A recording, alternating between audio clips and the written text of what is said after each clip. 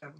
Olá, eu sou Maíra Clini e esse é o Fenô na Rede. E hoje nós temos a honra de conversar com a deslumbrante Fabiana Cosa.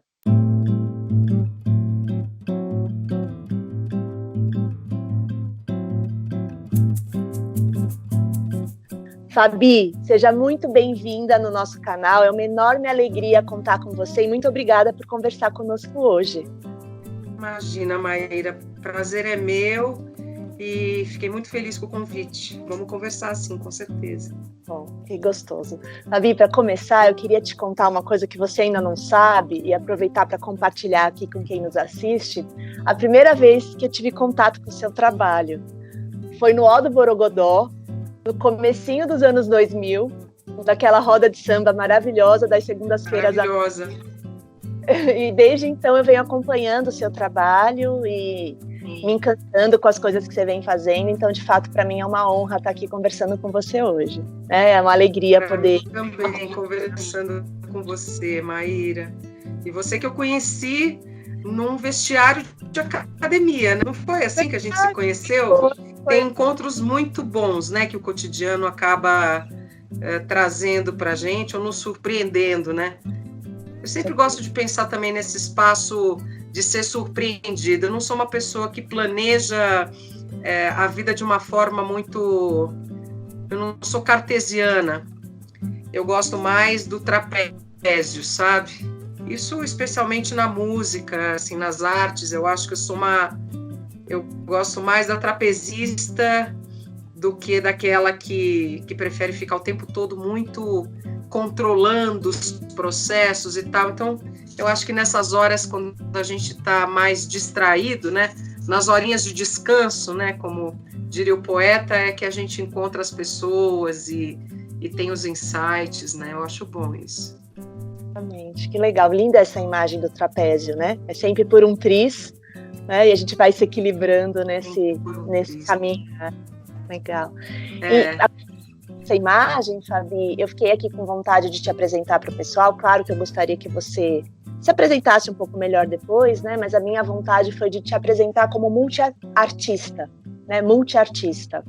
E isso é inspirada um pouco pelo modo como a Grada Quilomba se auto-intitula, né? Porque ela não gosta dos rótulos, né? Então, eu sou escritora ou eu sou cantora, né? E eu vejo o seu trabalho assim, né? Como o trabalho de uma multiartista.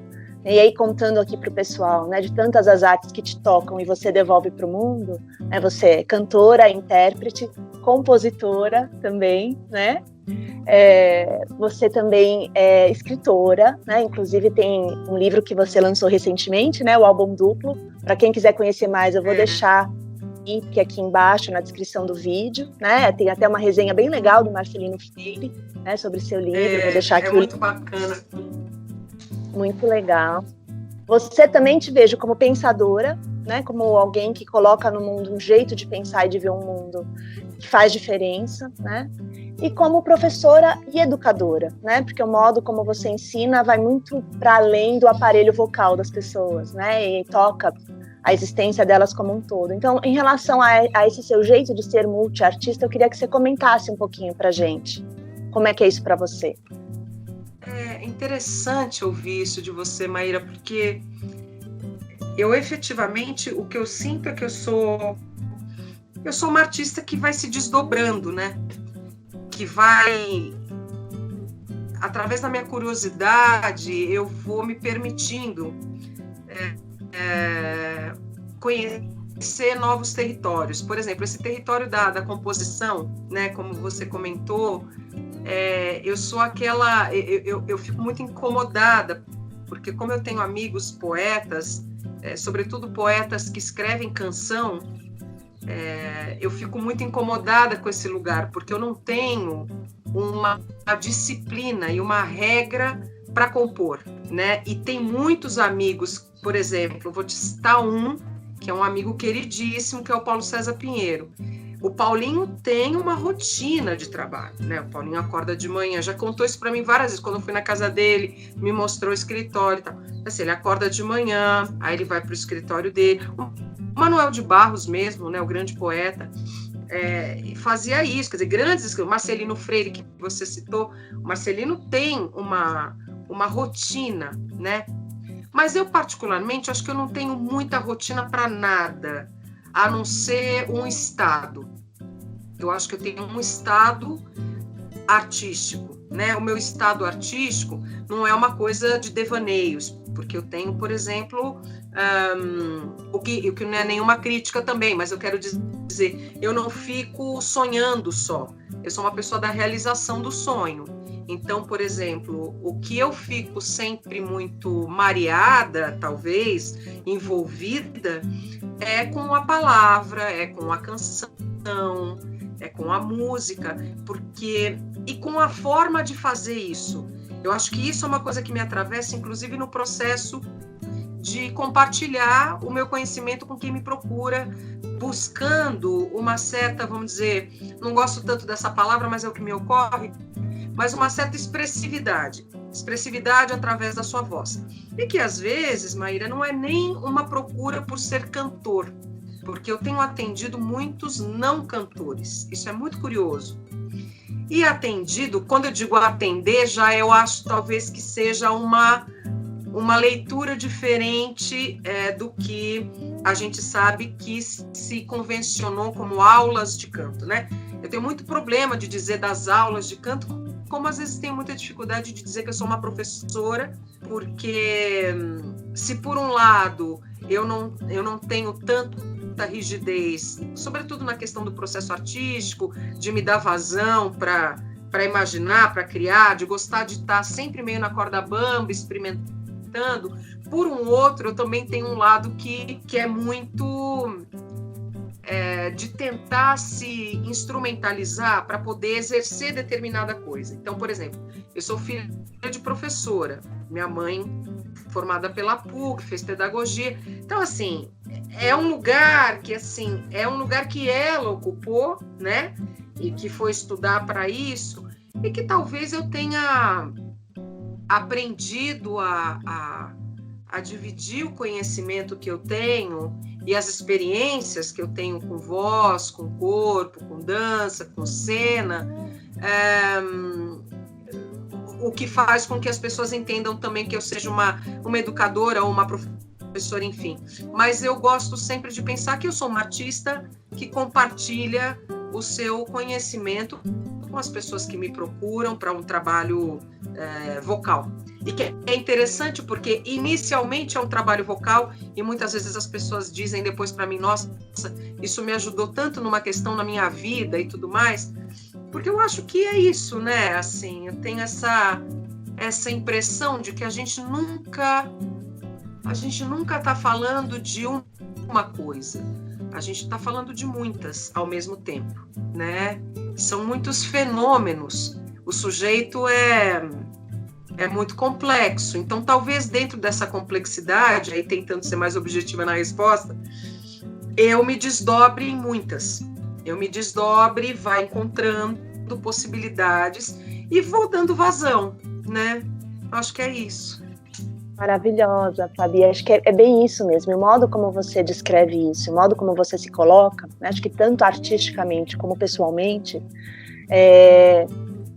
passa a sensação de que tudo é feito na sua vida de forma muito afetiva, né? Então, eu gostaria que você comentasse um pouco sobre o lugar do afeto na sua trajetória, né? Tanto artística como pessoal, porque isso é isso que você falou, você não devaneia, mas tem um lado afetivo que também é muito pé no chão, né? Porque ser afetado e afetar não é algo do mundo das ideias apenas, né? Então, eu gostaria que você comentasse sobre isso. Eu acho que eu não tive professores... Os professores de quem eu tenho lembrança, todos eram muito afetivos. Eu tenho uma lembrança, vamos dizer, mais recente, de 25 anos, de um grande professor que eu tive, que é o Zé Maria Girodo, era professor de matemática no Colégio Equipe, um dos fundadores do Equipe. E eu lembro que quando eu cheguei no Equipe com 16, eu estava muito traumatizada pelo primeiro colegial que eu havia feito numa outra escola, predominantemente uma escola que preparava os alunos para prestar poli, desde o primeiro ano.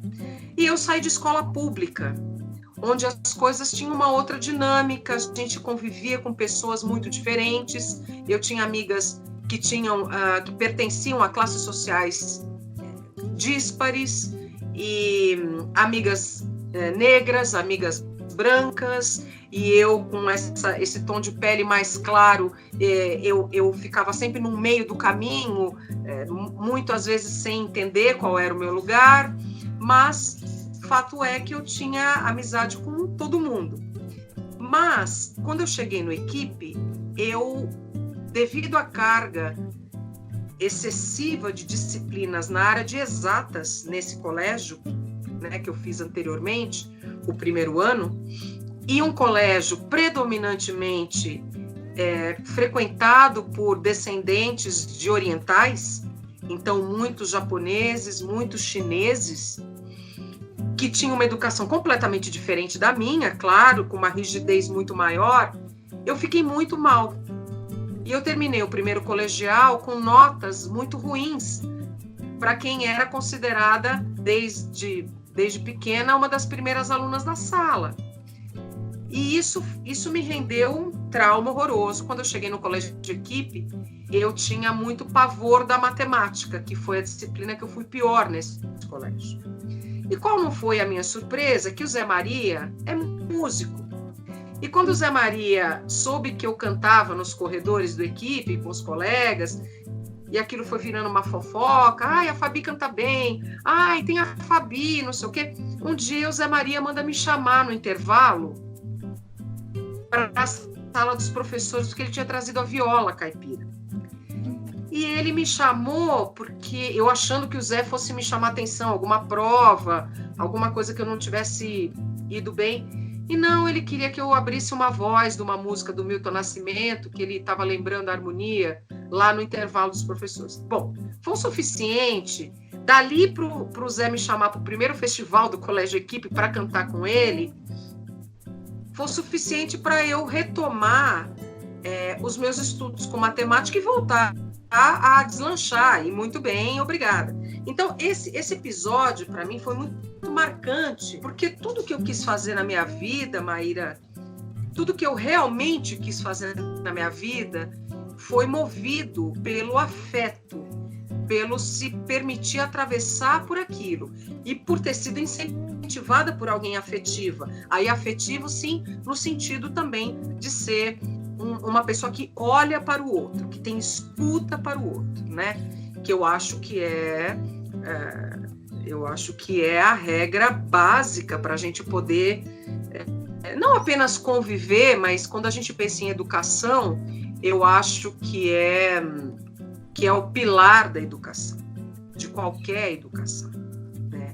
Se você não tem uma relação afetiva com o outro, né, em que você se permite ser olhado, escutado, e você faz o mesmo, né? Quer dizer, você acaba existindo na alteridade, né, dessa relação, eu acho que não vai para frente, né? Eu penso assim, eu tenho uns alunos, quer dizer, eu tenho umas pessoas que vêm estudar comigo, não são alunos, vira todo mundo amigo, né? Vira todo mundo meu amigo, é tudo meio...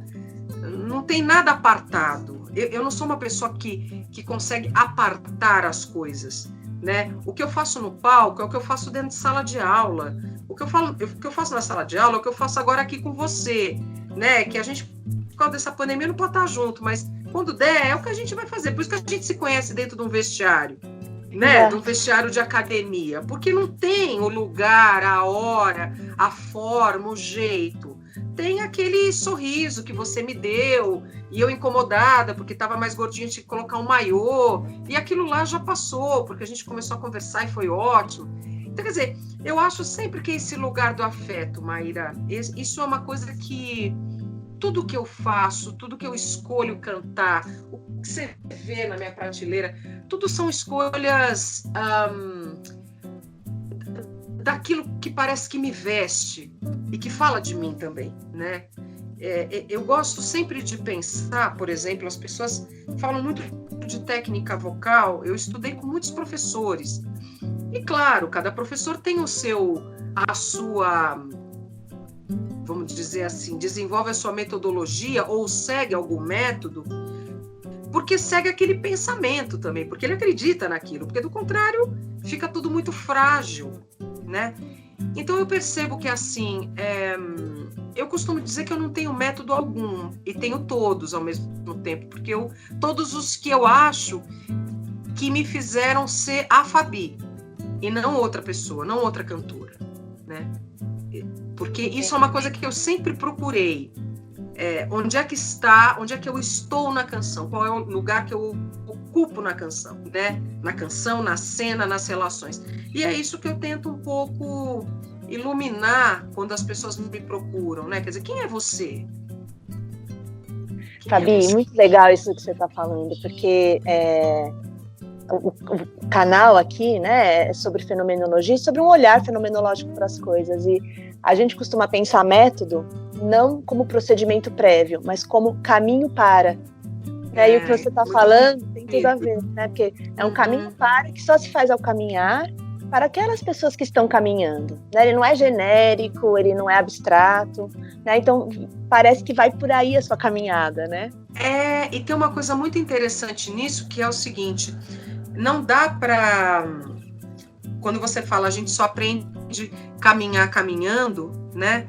Eu sempre digo o seguinte para quem me procura: eu não posso te entregar esta roupa que é 48 se você... Eu tenho que fazer alfaiataria com você. Não é grande loja.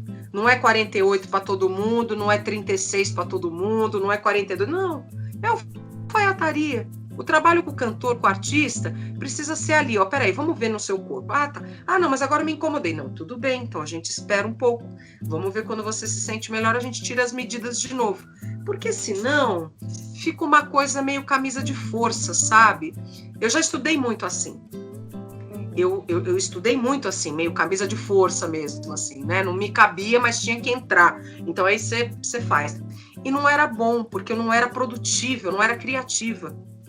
E a criatividade com o artista, eu não acho que é só com o artista, eu acho que todo mundo, com o psicanalista, com o psicólogo, o médico, o arquiteto, ser criativo precisa também desse lugar de autoconhecimento, né? De autoconhecimento para se revelar, né? Para permitir essa revelação. E eu acho que tudo é processo. Por isso que eu falo assim, quem me procura para fazer, olha, é um processo, não são 2 aulas que vai resolver. E eu também não sou a figura que vai resolver nada na sua vida. Já é bom a gente fazer esse contrato. Não sou eu que resolvo. Porque senão fica uma responsabilidade que o outro demanda, que o outro joga para você, sobre a vida dele. Porque eu acho assim, Maíra, a voz... Tem um grande diretor de teatro, ele já morreu, mas ele é o que deu nome à escola que eu tenho estudado já de 6, 7 anos para cá, que fica na França, que é o Roy Hart. O Roy Hart era um diretor de teatro, um ator, que dizia uma coisa muito bonita sobre a voz. Ele dizia que a voz é o músculo da alma. Então, imagina o tamanho disso, né? Olha que coisa mais importante, né? Então, eu sempre digo que esses últimos treinamentos ou percepções e aprendizagens com a minha professora lá da França são muito mais no sentido da escuta. O que eu escuto do outro? Onde é que está essa voz? Será que essa voz quer cantar? Às vezes a voz não quer cantar e não tem problema nenhum, né? Mas a gente precisa ouvir o que essa voz está dizendo. Será que essa voz tem ruídos? Porque esses ruídos são alguma coisa do ponto de vista fisiológico. Eu que sou, né, me formei agora na mestre pela PUC em fonoaudiologia, que é uma área da saúde que, a depender das abordagens, é uma área mais ligada à fisicalidade, né, a questão da fisiologia do aparelho fonador e tudo mais. Na PUC não é assim. Na PUC tem uma linha que é ligada à questão da psicanálise, né? Todos os professores têm formação psicanalítica, que é a linha de linguagem, corpo e psiquismo. E eu estudei muito com eles, com os 3, né? professora Cláudia Tuto e professora Ruth Paladino. Então, assim, isso é muito importante. Mesmo a minha orientadora, que é uma figura da clínica, mas que é formada na PUC, também tem uma abordagem que é outra, a doutora Marta Assunção, que é outra, quer dizer, que é escutar a voz do cantor e falar assim, olha, o que aconteceu? Por que sua voz está desse jeito? Você está percebendo que sua voz está esquisita? Ah, não sei lá, fumei muito ontem, tá, mas o que aconteceu? Por que você fumou tanto? Quer dizer, né, vamos abrir espaço, não falar assim, não fume, não sei o quê, não sei o quê. Não acho que isso tenha bons resultados numa questão que é muito importante para o cantor, mas que eu acho que é no geral, que é propriocepção, né? Não dá para cantar sem você se perceber, sem você processar o que acontece com você, né? E esse é um trabalho seu, né? A gente vai ajudando a conduzir, a perceber, a olhar, né? É um pouco um texto do Eduardo Galeano que é lindo, do Santiago Kovadlov, que leva o filho para ver o mar, né? É um pouco isso. Aí o menino chega, fica tão extasiado de beleza que ele pede para o pai para ajudar a olhar. Então é isso. Talvez a função do pai já foi cumprida, levou o menino até diante da imensidão do mar e ele percebeu tudo, né? Acho que é isso. É linda esse trecho que você cita do Galeano, Fabiana, porque acho que você, de alguma forma, ajuda a gente a olhar para a imensidão da arte, né, a partir da sua marca, né, como você fosse essa mensageira, né, que passa para o mundo por ser tocada, né. E eu achei lindo isso que você falou, que a voz, ela não pode estar desconectada da existência, né? Senão não faz sentido, né? E eu lembro de uma das entrevistas que você comenta que chega o piano é o general, né? Muitas vezes, né? Porque vai dar uma enquadrada naquilo e falar, você tem que ir por aqui. E eventualmente aquela voz está dizendo outras coisas naquele momento e você tem essa sensibilidade de dar lugar, né? E dar o tempo que aquela voz precisa, né? E tem esse lugar do piano, foi uma discussão que eu tive com a minha professora, que é a Linda Weiss, e que de fato é um lugar meio militar, né? A depender de como é abordado, de como ele é trabalhado, ele pode sim ser um lugar que enquadra, ao invés de um lugar expandido. Você sabe que uma coisa que eu fiz mais recentemente, até por conta das minhas pesquisas mais ligadas ao samba, à música negra brasileira, dos tambores, né, da tradição, vamos dizer, eu trabalho com tambores na sala de aula. Eu deixo o piano um pouquinho de lado e utilizo o piano em algumas situações. Claro, quando eu vou passar a canção e tudo mais. Mas os corpos já foram imantados pelo tambor. E quando eu digo imantados, é de imantar mesmo, porque isso é função de tambor, né? O tambor encanta e o tambor mexe com...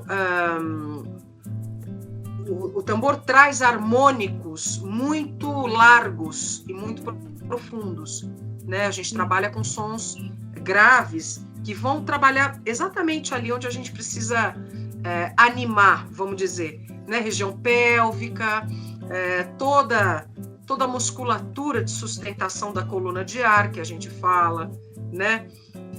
Baixo ventre e tudo mais. E isso é muito importante, né? Eu fui estudar tem um grande mestre que me orienta nessa parte de corpo, que é o Enio Mello, né?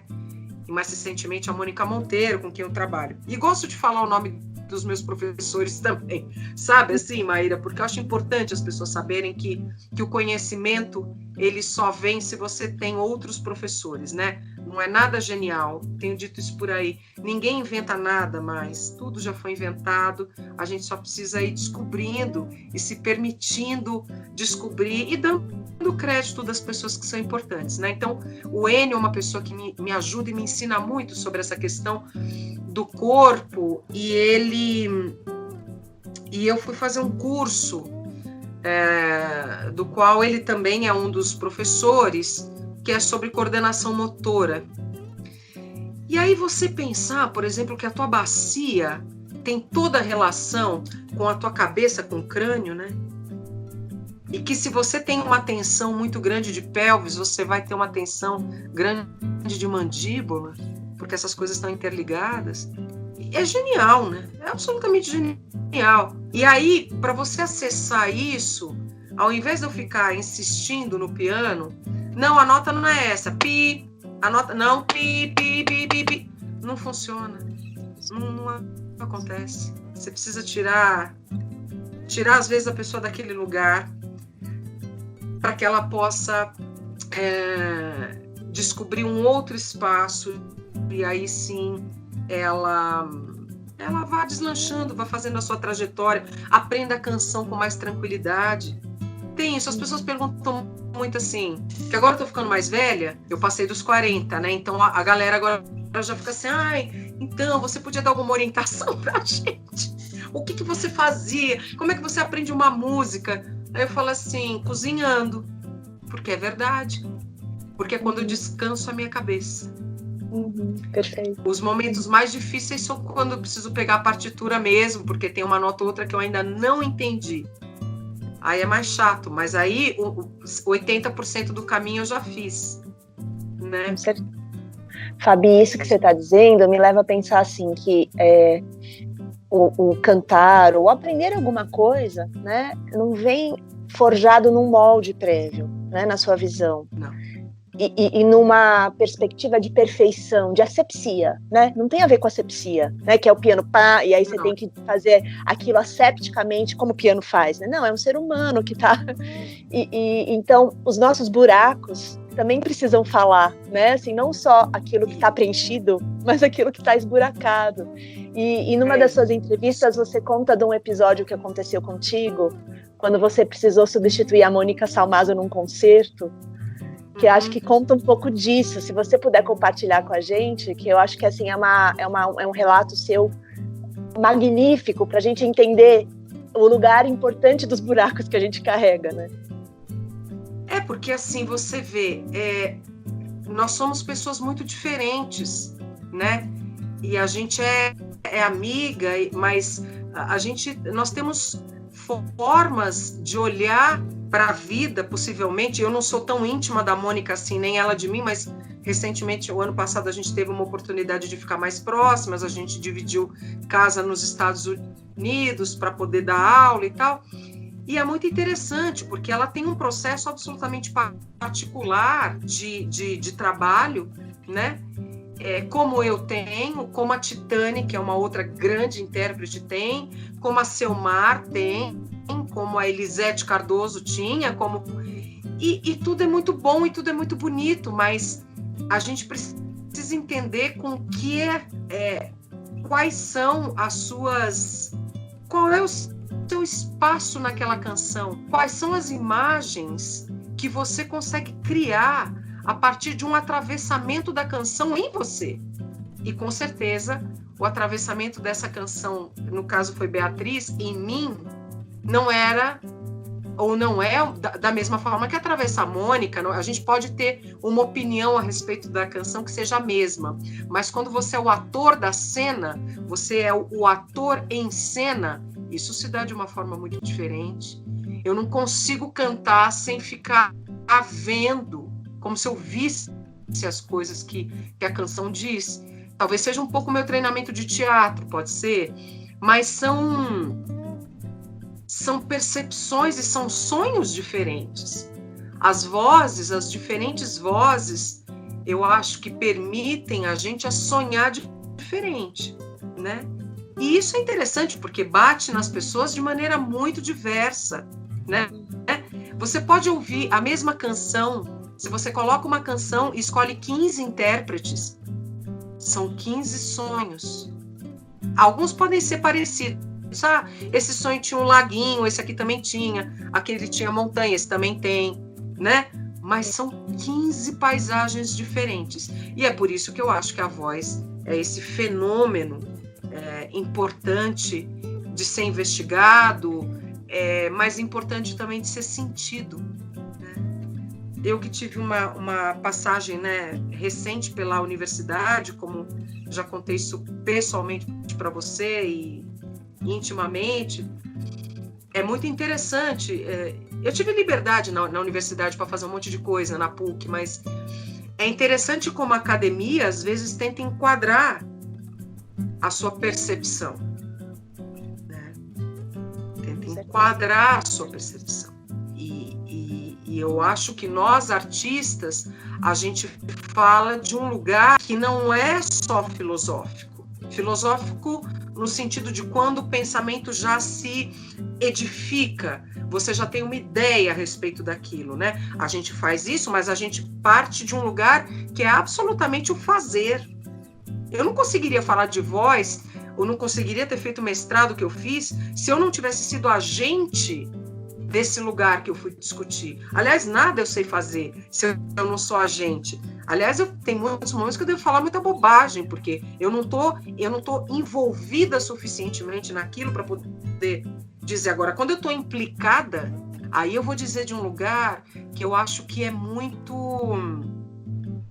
bonito, é muito instigante e é irrefutável no sentido de ser a minha vivência, né? E todos nós temos uma. Fabi, pegando o gancho disso que você está falando, me veio a imagem assim de um posicionamento encarnado na vida, né? Quando a gente está encarnada, a gente consegue falar de um lugar muito potente. E eu gostaria que você comentasse um pouco, você falou do tom de pele, né? Você mencionou rapidamente a questão do tom de pele ali na época da escola e tal. E, bom, conheço um pouquinho, né? Sei que hoje você já se assumiu há um tempo como mulher negra, né?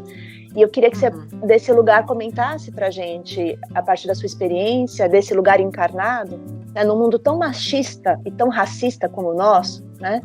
Como é que é estar na cena musical e artística como mulher negra, na cena paulistana, na cena mundial. Queria que você comentasse, por favor, sobre essa questão.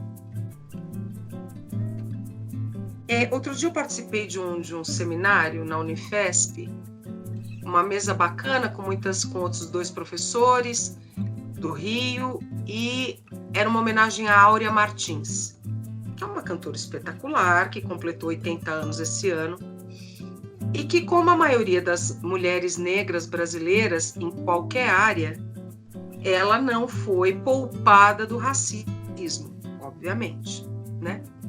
E ela narrou alguns episódios muito tristes, mas que fazem com que a gente possa perceber como não... Porque a questão do seminário era se existia racismo na MPB. Não existe área, não existe território não racista no Brasil. Não existe território não racista. Porque o racismo é um edifício, né? Uma ideologia, é sistematizado, isso está incutido no sistema social, econômico, no mecanismo da sociedade brasileira. Então, não existe nenhum lugar em que o racismo não mostre as suas garras e não coloque não coloque os negros numa situação de subalternidade, né? É muito curioso, porque eu passei por uma situação há pouco tempo, a gente chegou a conversar isso, não sei se foi no corredor da academia também, acho que foi. Que era aquela situação em que eu tinha sido convidada para participar de um musical sobre a Dona Ivone Lara, e fui escolhida por ela, pela família, e acabei desistindo do papel por conta de muitos ataques, né? E que não foram ataques, ao contrário do que muitas pessoas disseram, não foram ataques do movimento negro. Tem pessoas que são ligadas ao movimento negro, mas isso não foi o movimento negro. Isso tinham muitas blogueiras, jovens blogueiras negras que trouxeram uma questão que esbarra no conceito do colorismo e que, enfim, isso para dizer o seguinte, para responder a tua questão. Este não lugar das pessoas que têm uma pele, um tom de pele preta mais clara, mas que não são brancas, né? Que é o lugar dos afrodescendentes, que é o lugar dos pardos, é um não lugar também. Porque se, por exemplo, se eu saio daqui e conto isso, divido isso com vocês com a maior naturalidade, porque quem é muito meu amigo sabe disso. Enfim, se eu saio do Brasil isso já aconteceu 4 vezes, e eu fico presa na Polícia Federal Internacional, já aconteceu na Bolívia, porque acharam que eu era traficante. Acharam que eu tinha os traços de uma mula, uma mulher mula, que carrega drogas, né, para o seu companheiro ou para alguma facção. Na Venezuela eu também fiquei presa, porque também desconfiaram que eu era traficante. E na Europa, todas as 3 vezes que eu fui de trem de Paris para Londres, eu era parada pela polícia londrina e colocada no banco dos africanos e dos muçulmanos. Todas as vezes, né? Então, quer dizer, isso para dizer o seguinte, lá fora, eles não têm dúvida de que eu sou uma mulher preta. No Brasil, né, essa falsa democracia racial fez com que a gente criasse dúvida também. Né? Então, é uma situação bastante complicada. Quando eu dei uma entrevista para Eliane Brum, eu disse assim que era a própria faixa de Gaza, esse lugar, que é o lugar do conflito. É onde ele se toca, né? É o lugar mais tenso, porque tem a pressão dos 2 lados, né? Porque tem a dos 2 lados, né? E isso eu não estou dizendo em tom de vitimização, em tom de... Não tem nada a ver com isso. Eu tô, na verdade, tentando problematizar uma coisa que é real, né? E é óbvio que eu sei dos meus privilégios enquanto uma mulher preta de pele clara. Eu não sofri e não passei pelas situações de humilhação que a maioria das minhas amigas que são pretas de pele mais escura do que a minha passaram, né? Agora, isso também não me coloca num lugar de acomodação. É essa que é a questão. Isso me coloca num lugar de alerta e de ativista, e de dizer, não, isso aqui eu não concordo, então eu também estou com essas pessoas, eu estou deste lado. Né? Tem um posicionamento. E do lado da... Oi? Tem um posicionamento aí, né? Tem um posicionamento claro, né? Tem um posicionamento claro. E eu acho que essa questão é uma questão muito profunda. A Sueli Carneiro, que é uma das maiores filósofas brasileiras, ativista negra, antirracista, professora, educadora, filósofa, formada pela USP, doutora, enfim. Ela fez 70 anos recentemente, me convidaram para fazer uma homenagem a ela cantando, o que me deixou muito feliz, porque eu não a conheço pessoalmente. E a Companhia das Letras recentemente fez um debate, fez vários debates com mulheres negras, comentando o racismo. E num deles, a última pergunta que a Flávia Oliveira, que trabalha na Globo, que é uma jornalista negra também, fez, foi muito interessante a resposta da Sueli. Perguntou exatamente sobre essa questão do colorismo, ao que a Sueli Carneiro respondeu que achava que isso era uma grande perda de tempo, porque ela que ajudou a fundar o movimento negro no Brasil, isso eles discutem desde lá de trás e foram se dando conta que para se criar uma política, primeiro para se criar um grupo forte, coeso, com ideias e propostas claras, né, para combater efetivamente quem é o inimigo, era importante que nós, afrodescendentes, né, de famílias mistas, que é o meu caso, meu pai é preto, minha mãe é branca, que nós também nos entendêssemos como negros. Então, isso é uma luta de 50 anos, né? E aí ela termina com uma questão que eu achei que era uma porrada na cara da gente, que é assim... Ela questionando essa coisa do colorismo e tal, esse tipo de abordagem. Quem é mais preto, quem é menos preto e tudo mais, qual é a legitimidade?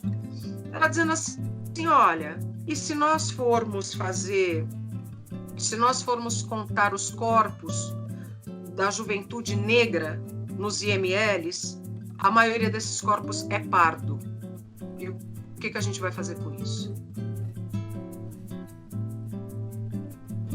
Então... eu acho que a gente precisa... Quando isso aconteceu comigo, tinha uma coisa muito clara para mim, Maíra, que era um lugar de não escuta. As pessoas não queriam escutar.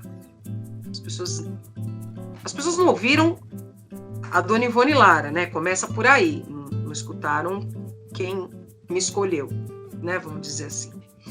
Mas o que eu acho que é mais perigoso, e aí saindo um pouco da questão do que aconteceu comigo, e generalizando, o que eu acho mais perigoso é a gente ficar surdo para o resto da vida, né? E passar só a ouvir ou a ter interesse naquilo que eu acho que me diz respeito porque é igual a mim. Não à toa, eu acho que aí cresce e a gente dá espaço para a gente ter o governo que a gente tem hoje. Né? Que tenta fazer, né, o quê com a sociedade brasileira? Higienizar. Exato. É eugenia mesmo. Eugenia. É eugenia. Então isso é perigoso, mas isso vem desse lugar também. Começa com uma coisinha pequena. Eu não vou ouvir você. Não, você tá errado. Não me interessa. Começa assim. Porque quando você fala não me interessa, é assim. Acabou, cala a boca. Nada do que você disser vai me afetar. Nada do que você disser vai entrar pelos meus ouvidos e me provocar de alguma forma. Né? Eu elimino a sua fala. Eu barro você do debate. É um gesto fascista, né, Fabi, de certa forma, essa exclusão, né, gesto fascista. Falando em fascismo, Fabi, né, acho que em tempos atuais, inevitavelmente, a gente chega nessa palavra, né, infelizmente, né, ela está à espreita, ela está rondando a gente, né, fascismo e pandemia, né, acho que são palavras que estão, né, você abre o armário e pula na sua cara, você liga a TV, elas pulam na sua cara, né, e você falando, exato, você falando dos corpos pardos, né, eu fiquei pensando aqui nos corpos pardos, negros, periféricos, pobres, da pandemia, né, que foram, em sua maioria, vítimas da pandemia e que agora viraram estatística, né, quando a pandemia se desloca das classes elitizadas para as classes mais desabastadas economicamente, e isso vira estatística e a vida segue, né, se abre de novo tudo e tal, e eu queria que você comentasse um pouco, eu acompanhei que você fez algumas lives sociais, né, durante a pandemia, para justamente contribuir com essas pessoas mais vulneráveis, e por outro lado, o que a gente percebeu, quem teve o privilégio de ficar em casa, como eu, como você, né, que o que segurou a gente viva foi a arte, né? Foi poder ligar o celular, o computador às 4 da tarde do sábado e ver a Fabiana Cosa cantando, né? Poder ver tantos artistas que fizeram lives, assim, segurou todo mundo vivo, né? Mas eu queria que você comentasse um pouquinho sobre isso, como foi essa sua experiência, como é que foi poder ajudar essas pessoas, como é que foi enxergar o que a gente está passando. Eu comecei a fazer porque com o intuito mesmo de fazer as lives sociais, mais do que ficar cantando. Mas é claro que, como esse é um lugar em que eu me apresento também socialmente, é claro que as pessoas iam ficar atraídas, talvez, por esse momento da música e tal. Então, eu falei, bom, isso vai ser uma ótima oportunidade de eu tentar ajudar as pessoas, porque eu comecei a receber muita notícia. Né? A gente conhece muita gente, eu não sou uma figura que fica, pelo menos antes da pandemia, não ficava trancada no meu mundinho, estou sempre circulando, sempre colaborei com muitas pessoas, seja em gravação, seja em projeto, apresentando, enfim. E aí eu comecei a ser procurada também, falei assim, Fabi, faz alguma coisa, ajuda, fala. Eu falei, gente, o que eu vou fazer? Eu tenho que fazer um negócio. E aí essas lives sociais e musicais, felizmente, eu recebi umas notícias muito bonitas, assim, projetos na Bahia que a gente anunciou, que pediram, aí os coordenadores pediram para essa minha amiga produtora me ligar e dizer, agradece a Fabiana, essa semana a gente recebeu uma doação boa, não sei quem, em Belo Horizonte. Então, assim, isso me deu uma alegria muito grande, né? Eu também participei das campanhas, eu, Fabiana, pessoa física, também fui ajudando e tenho tentado ajudar. Agora eu vou te ser muito honesta, Maíra, nada se compara, eu acho que, e eu não estou desmerecendo essa nossa ajuda, mas é que me veio essa pessoa na cabeça que eu preciso falar dele, a essa abnegação, a essa bondade, essa generosidade, essa imensidão, que é o padre Júlio Lancelotti, né? eu não sei se as pessoas aqui estão acompanhando o trabalho do padre Júlio Lancelotti, que não é de hoje, porque o padre Júlio Lancelotti não é porque veio a pandemia, aí ele virou essa... Não, ele sempre foi essa figura que trabalhou com população que mora na rua, né? Assim, o que esse homem está fazendo, né? Eu não sei a idade dele exatamente, mas é quase 80 anos que eu acho que o padre Júlio tem. Assim, aquilo tinha que ser um modelo, né? Para a gente repensar um pouco a vida da gente, sei lá, os privilégios todos, né? Porque eu não estou dizendo que ninguém vira ninguém, né? A gente estava falando de subjetividade da voz, ninguém vai se transformar em ninguém, mas a gente tem que se sentir afetado pelo outro, pela ação do outro, pela boa ação do outro, né? Pela humanidade do outro. É isso que eu acho, né? E aí eu fico... eu acho que essa pandemia, o que ela deixa escancarada é essa nossa questão social secular, né? É o racismo, né? É isso que deixa. Não são só os mortos. Quem está morrendo, a maioria das pessoas, como você bem falou, a estatística mostra quem está morrendo. Quem sempre morreu, né, Fabi? Quem sempre morreu. Desde 1500. Não tem. É porque a grande questão é assim, não é morrer ou não morrer, né? É ter dignidade para morrer ou não ter dignidade. Exato. Né? Esse é o lugar. Morrer, todo mundo vai morrer. Pode morrer de pandemia, pode morrer de Covid, pode infartar, pode ter, sei lá o quê, atropelado, sei lá. Pode dormir, os que têm sorte dormem. Minha avó dormiu. Né? Mas assim, o fato é, quer dizer, qual é a dignidade que você vai ter para terminar a sua vida? Exato. E a gente sabe que antes da morte é uma vida para sobrevivência, né? E morrer por descaso público, né? Morrer por descaso público é cruel, né? É cruel. E aí eu acho, Maíra, mesmo, isso talvez por conta da minha formação dentro da minha casa, porque eu venho de uma família de gente pobre, de um lado e do outro, né? E não eram gerações atrás, não, eram as minhas avós. Uma das avós não comia para dar para o meu pai.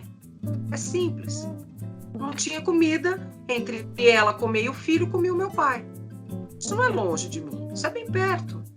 Então, assim, na minha casa, eu lembro claramente, quando eu era criança, tenho muito orgulho de dizer isso, porque eu acho que isso era um pouco do espírito socialista que tinha dentro da minha casa. Ou pelo menos do espírito, vamos dizer, efetivamente cristão. Meus pais são muito cristãos. Então, que era assim, nós vamos repartir o que tem, né? Então, quando tinha carne, que era uma coisa, nossa, tem carne, né? Que é um alimento mais rico, né? No olhar dos meus pais, é um alimento mais rico. Então, assim, não era, você come quantos bifes você quiser. Não, era um para cada um. Se sobrasse, a gente divide, vê quem quer mais, entendeu? Então, eu acho que, assim, a gente precisa ter esse olhar que dentro de cada profissão, para além da profissão da gente, é a humanidade da gente que está sendo convocada nesse momento de tanta desumanidade, né? Exatamente. A gente tem no governo uma figura que resolveu, que entendeu que poderia fazer essa eugenia se aproveitando da pandemia. É o deixar morrer, né? Deixa morrer.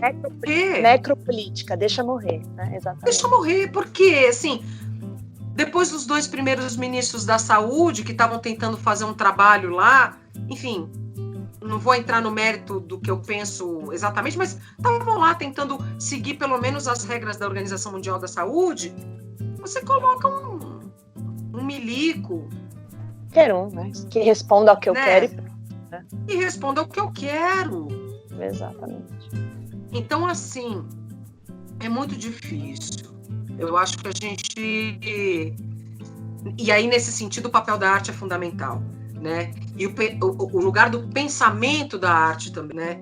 Eu não sou uma artista que não se coloque, que acha que não tem que dizer as coisas.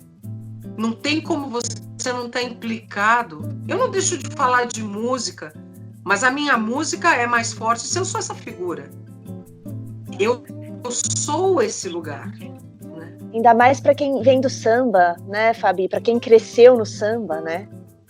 Pois é, quer dizer, como é que eu vou dizer assim, ai, não, tá tudo bem, gente, não tá legal, mas vamos lá. Não vamos lá, né? E eu assim, eu me permiti também, Maíra, porque nós estamos já indo pro 5º mês de pandemia no Brasil, né?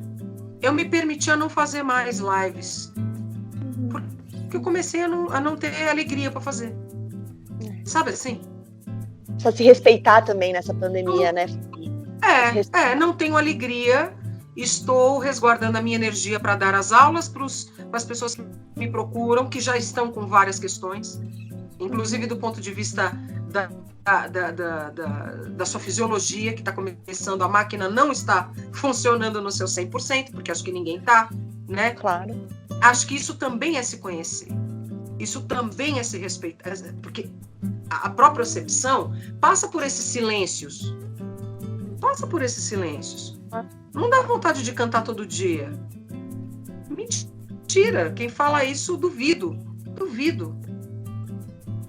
Não dá vontade de cantar todo dia. É importante, né? Respeitar o silêncio como silêncio, né? Não ficar tentando preencher o silêncio, Fabi. O silêncio é silêncio. Silêncio é o silêncio, quer dizer, entrar em contato com você.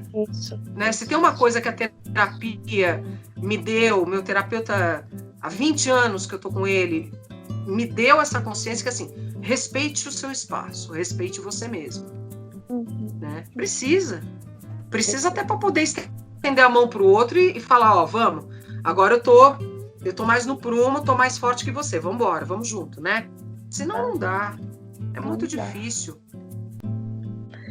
Muito mesmo, Fabi. Acho que isso é super importante a gente lembrar, né? Que o se respeitar é um caminho importante para você estar, de alguma maneira, presente genuinamente no mundo, né? E não com máscaras, muitas máscaras, né?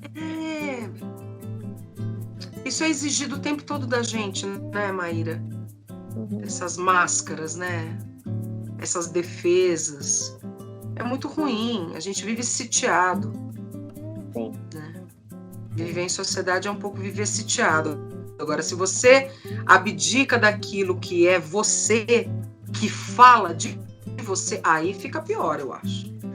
Eu não sei, porque assim, eu sou tão assim, eu me coloco sempre, eu não consigo não me colocar, não dizer, não me expressar com as mãos, não ser grande no gesto, que eu não sei o contrário disso. O contrário disso é o lugar da bronquite que eu tive, talvez, desde pequena.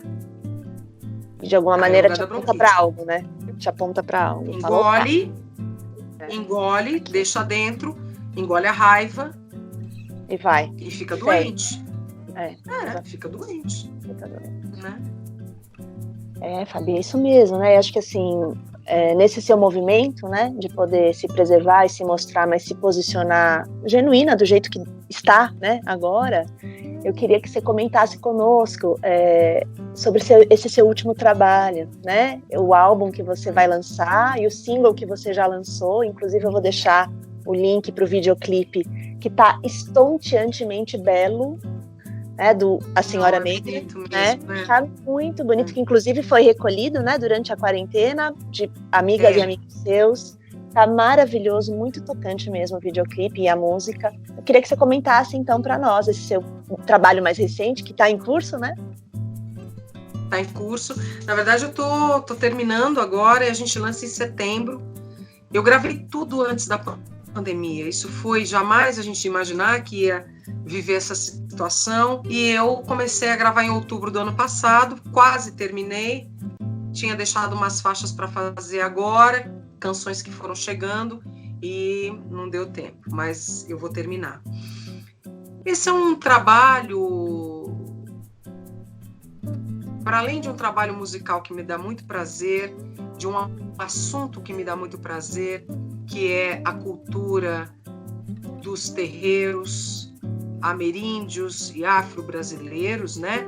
Onde nasce o samba, onde nasce o jongo, onde nasce o coco, enfim, as manifestações populares de cunho sagrado no Brasil. É um trabalho político. Diz claramente de que lado que eu estou, o que eu defendo, quem são essas pessoas com quem eu quero estar. e apresentar para quem não conhece, porque às vezes você só precisa se encantar por isso para passar a gostar, então você precisa ouvir, né? Então é um convite também para as pessoas que não conhecem, um convite de uma forma a desmistificar também esse universo que é o universo da cultura dos terreiros de candomblé, de umbanda, de jurema sagrada, porque isso fala de cultura popular, é muito para além da questão religiosa, né? Por um acaso eu sou da religião, eu digo por um acaso porque não é esse o ponto que me dá, que inicia o crochê da história, né? Mas é isso também que me motiva, porque se a gente for recorrer às notícias de internet, dos jornais, o povo de terreiro, o povo de santo, como a gente fala popularmente, é um povo que está sendo destituído do seu território por conta desse fascismo, desse pensamento da eugenia, né? Sobretudo com o avanço mercantil das igrejas neopentecostais. Então, o que está acontecendo? As pessoas estão sendo expulsas dos seus lugares. Mães de santo, pais de santo, filhos de santo sendo perseguidos, né? É muito grave. É muito grave. É muito grave.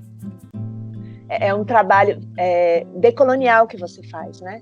Contra essa nova, essa neocatequização, né, que estão fazendo nos terreiros todos, né? É muito interessante. Quem teve já a oportunidade de frequentar um terreiro, de conhecer, ou de conversar com uma pessoa de santo, que a gente fala, tem é um lugar bom, sabe? Sabe um lugar bom de estar? Porque tem gente de tudo que é tipo. De cor, de tamanho, até de crença. Às vezes tem gente que não tem nada a ver com o candomblé. A pessoa é budista e está dentro do candomblé, vai lá na festa do candomblé. E as pessoas são recebidas. Se tem uma religião, eu já fui católica, eu já fui budista, isso tudo batizado em todas. Eu fui católica, me converti ao budismo e tal. E aí acabou. O candomblé é o meu lugar. Você chegou eu em adoro. Casa. Você chegou em casa no candomblé. Chegou na sua casa. Que coisa mais bonita do que aquelas mulheres. A minha casa é uma casa em Recife, na periferia de Recife. Eu não vou em candomblé rico, não. O meu candomblé é bem pobre. Minha mãe gosta de falar isso. Minha mãe tem 84 anos, a minha mãe de santo. Ela tem 71 de candomblé. A coisa mais bonita é essa sabença que veio da mãe dela, da mãe da avó, entende? Isso é uma coisa linda. Esses saberes não estão nas prateleiras. E esses saberes você só aprende se você ouvir as pessoas. Se você sentar do lado, ouvir uma cantiga, ouvir o que tem a dizer, né? Então, é muito bonito. Fora que o ritual é lindíssimo, né? O ritual de qualquer uma desses lugares que eu estou dizendo, seja festa de caboclo, festa de Preto Velho, festa de Jurema, festa no candomblé, é lindo, é muito bonito, as pessoas se arrumam. Aí vem a nossa tradição africana, né, de reis e rainhas, aquelas roupas engomadas. As pessoas passam aquilo passa o dia inteiro para engomar a roupa, para poder fazer o turbante e tudo mais. Isso não é coisa de realeza, né? E eu gosto da beleza, como eu acho que a maioria das pessoas gosta. Então, quando eu chego no candomblé, que eu vejo as minhas irmãs de santo todas arrumadas e perfumadas olha que bonito isso, né? Para oferecer o seu corpo como se fossem... Para oferecer o seu corpo a ser encantado, isso é demais. Isso para mim isso é um must, assim. Eu acho isso muito poderoso. Sabe, muito poderoso. É muito poderoso. Eu vou fazer uma analogia a partir dessa imagem, né? Dos filhos de santo que oferecem seu corpo, né? Para que a entidade possa falar através deles, né? Eles são esses mensageiros, né? São esse meio, esse mensageiro. Eles precisam se retirar, né, Fabi? Eles precisam se retirar para que, né, assim como o ego, ou né, vontade individual, né? Eu fiquei pensando aqui no lugar que você e vocês, artistas, né, dão também como esses mensageiros da arte, né? Como você, por exemplo, ao aprender a escutar, né, consegue colocar para a gente, também se oferecer como meio, né, para que a arte possa falar através de você. Eu acho que isso é muito vivo para quem acompanha o seu trabalho. Né? Que bonito isso, eu nunca tinha pensado isso, mas deixa eu acender a luz, peraí, senão vocês não vão me ver. Tá bom.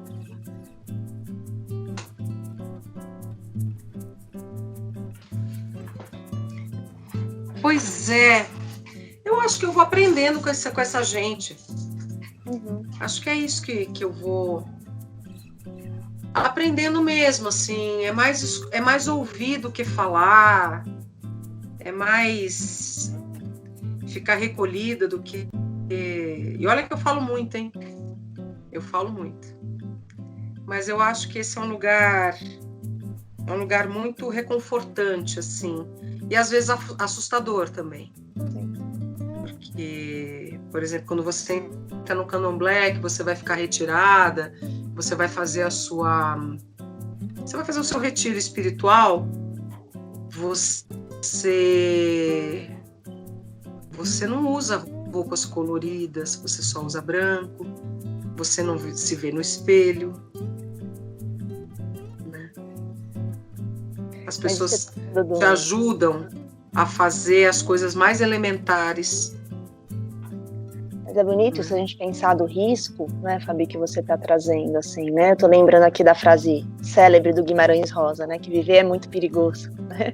E acho que em toda a nossa conversa aqui a gente vai resgatando a beleza desse risco, né? Em detrimento, assim, que é contra uma vida séptica, né? Que se quer segura, que se quer austerizada, né, previamente estabelecida, né, que se prende às seguranças acima de tudo, né? Então acho que esse risco, a arte também nos ensina sobre risco, né? A beleza do risco, né? E acho que isso faz muito sentido, né? Muito. Eu lembro de uma situação recente, acho que foi o ano passado, enfim, virou o ano. E eu não tinha trabalho em janeiro, ano retrasado, não tinha trabalho em janeiro. Eu falei, meu Deus do céu, são 20 anos assim, sem saber o que vai fazer no mês seguinte. Né, o mês seguinte, no caso era janeiro, tá? Aí eu liguei pra minha mãe, aí fui reclamar, minha mãe pegou, mandou uma ótima, falou assim, Fabiana, você faz isso há 20 anos, você ainda não acostumou? Que janeiro você não vai ter trabalho? Assim, para dizer uma coisa que é assim, olha, não tem trabalho em janeiro, mas vai ter em fevereiro, e você vai se equilibrando. Você fez uma escolha e foi construindo essa escolha, né? De uma forma, eu acho que com o pé no chão, obviamente, né? Porque, como disse o Marcelino Freire uma vez para mim, Fabiana, se você não é uma artista que tem sobrenome de gente famosa, não é filha de ninguém famoso e não tem dinheiro, você tem que ir para a rua, para a luta, querida, como a maioria dos milhares de artistas do Brasil. Exato. Foi o que eu fiz, né? E foi o que eu fiz. Eu larguei o jornalismo e fui batalhar a vida. Exato. E aí, Fabi, acho que assim, eu vou aproveitar essa deixa para a gente ir encaminhando aqui para o final da nossa conversa, né? E antes de te perguntar se você quer complementar alguma coisa, ficou com vontade de falar alguma coisa a mais, eu vou trazer a imagem que você comentou conosco no começo da conversa do trapézio, né? Você decidiu ser trapezista, né? E você seguiu se equilibrando lindamente mundo afora, né? Então acho que é isso, né? Você abriu mão do concreto que é seguro, mas que é um tédio, né? Pelo trapézio da arte. Faz sentido falar assim? Pelo trapézio. Isso não significa que às vezes eu tenho muita raiva do trapézio, entendeu? Mas faz parte. Trapézio, né? O trapézio é o trapézio com todas as suas agruras, todas as suas belezas e todas as suas aventuras. Às vezes pra gente não romantizar demais também, né? Não é uma coisa romântica. Não dá pra romantizar. Né? eu não sou dessa de romantizar, mas eu acho que tem mais graça no trapézio do que na linha reta, né? Eu acho. Para mim, eu não conseguiria fazer o mesmo trajeto do mesmo jeito sempre. Eu acho que a gente precisa tomar riscos, né? Sim. Tomar riscos. Eu acho que você passa a tomar mais riscos se você não tem uma expectativa de acertar. Ou de achar que você é perfeito. Aí fica melhor. Tem uma imagem que o meu terapeuta uma vez, eu num momento de crise, era uma situação particular, assim, difícil, e ele disse assim para mim, eu nunca esqueci dessa imagem, ele disse assim, Fabiana, não esquece o camelo no deserto. Tempestade de areia, frio, vento, o camelo segue persistente em busca da água. Que imagem forte, Fabi. E ele tem reserva. Ele tem reserva. Ele dizia para mim, e ele tem reserva. Então, assim, siga firme no deserto. Né? Eu nunca esqueci isso. Talvez acho que essa imagem tenha sido a imagem mais potente para eu seguir no deserto, entendeu? Nesse deserto que é encarar uma carreira no Brasil, onde os lugares, sobretudo para as mulheres e as cantoras negras, é muito claro. Tem que ser o lugar do samba. Se não for o lugar do samba, você não vai ter muita vez e nem chance.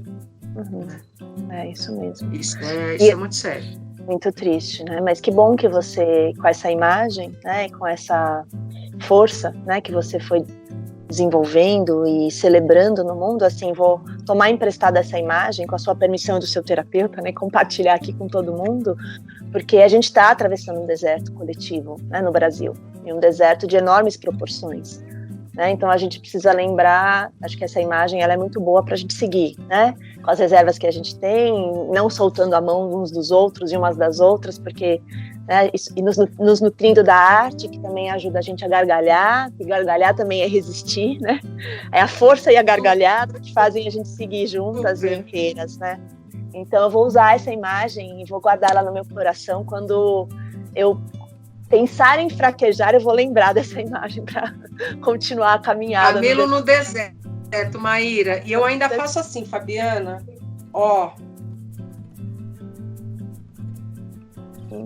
com calma e sempre. Caminha. Tá certo. Mais alguma coisa que você queria comentar com a gente hoje, Fabi? Querida, nada. Eu queria te agradecer. Queria dizer que é muito bom conversar também, porque eu acho que a gente... Engraçado, né? Se a conversa se fosse amanhã, seria outra conversa, né?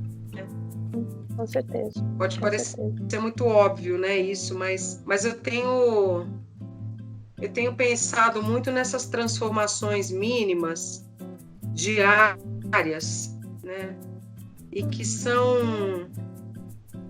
que fazem com que a gente se despregue um pouco de coisas muito formatadas, né? Eu acho que tem muita coisa... Eu sempre fui uma pessoa que planejou, assim, sempre planejei a parte da carreira, né? Não, então vou fazer tal coisa e tal. Não, agora não tem nada para planejar. Tem só que seguir vivendo e percebendo e tentando se relacionar com as pessoas agora de uma forma diferente também, porque essa distância física não é fácil, né? Com certeza. Eu tô literalmente sozinha, porque eu voltei, né, em março dos Estados Unidos, e como eu estava no grupo de risco, por ter feito uma viagem de 20 dias pela Califórnia, eu não pude encontrar os meus pais e nem o meu companheiro. Então agora está completando praticamente 4 meses e meio sem ver o meu companheiro, né? Então isso também foi um desafio. Então eu acho que são novos aprendizados, né? Sim, com certeza. Novos aprendizados, assim. Mas a gente vai acho que a gente... Daqui a pouco isso vai acabar, a gente sabe disso, né? Sim. Eu, particularmente, acho que vai ser bom se eu conseguir sair transformada um pouco. Acho que vai ser bom para mim, bom para quem me cerca. Acho que vai ser bom para a arte que eu faço, né? Sim. Quem puder, né, Fabi? Quem puder sair transformado, né, conseguiu aproveitar uma oportunidade que mesmo em meio à dor, né, e ao desespero, né, porque é uma oportunidade que se coloca de um jeito muito trágico, né, e o pior é que quando nem a transformação acontece depois da tragédia, né, aí é muito triste, né? Aí é muito triste, né, infelizmente também temos. Muito triste, muito triste. Tá bom, querida, mas eu tenho certeza que quem está aqui nos ouvindo vai se nutrir dessas palavras, dessa conversa, de conhecer melhor a sua trajetória e essa marca tão bonita que você coloca no mundo. Eu sou muito grata por você ter compartilhado essas palavras conosco aqui. Realmente é um alimento e tanto para a alma e para a existência, Fabi. Muito obrigada por ter estado aqui conosco você, hoje. Maíra.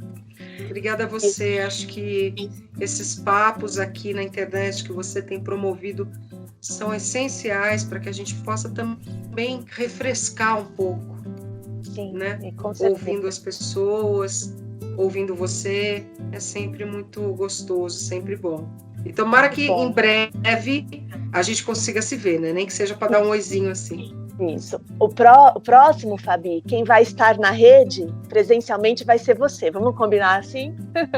O nosso encontro presencial, quando for possível, você senta na rede. Vai ser minha convidada na rede. Isso. Eu já está aceitado, já aceitei.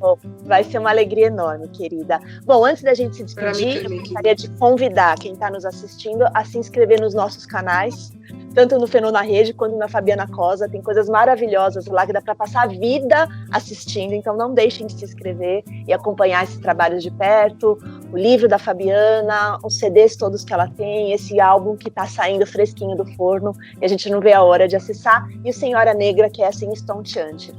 E vamos que vamos juntas, querida. Muito obrigada por ter estado aqui com a gente hoje. Obrigada a você. Obrigada a você, Maíra.